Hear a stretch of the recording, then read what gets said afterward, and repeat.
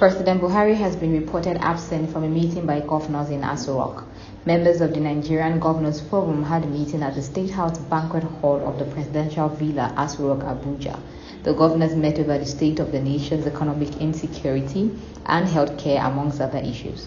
The Jigawa state government has ordered the closure of all schools across the state. The State Commissioner for Education, Dr. Lawan Yusuf, confirmed the development to newsmen in Dutse. According to him, the security threat was the main reason behind the closure of the school.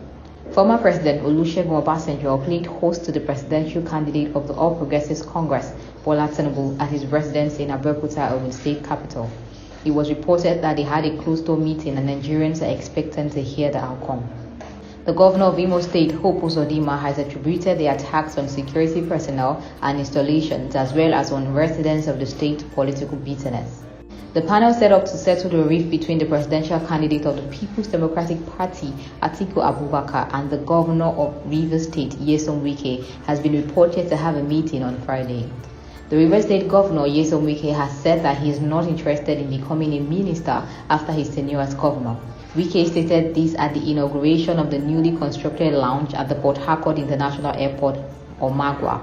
Wike said, "Only one person can be a minister from a state. I will not be a minister. I am not a liability. River State is an asset." The presidential candidate of the Labour Party, Peter Obi, has again met with the governor of Rivers State, Nyesom Wike, and the former governor of Ondo State, Olusegun Obasanjo. The trio also met on Monday night with top politicians like former Cross River Governor Donald Duke, Benue State Governor Samuel Otom, Abia State Governor Okezie Ikpeazu, Gombe State ex-Governor Ibrahim Dankwambo, and a host of others at Wike's private residence in Port Harcourt, River State. Do you think Wike will support Obi even as he is in the PDP?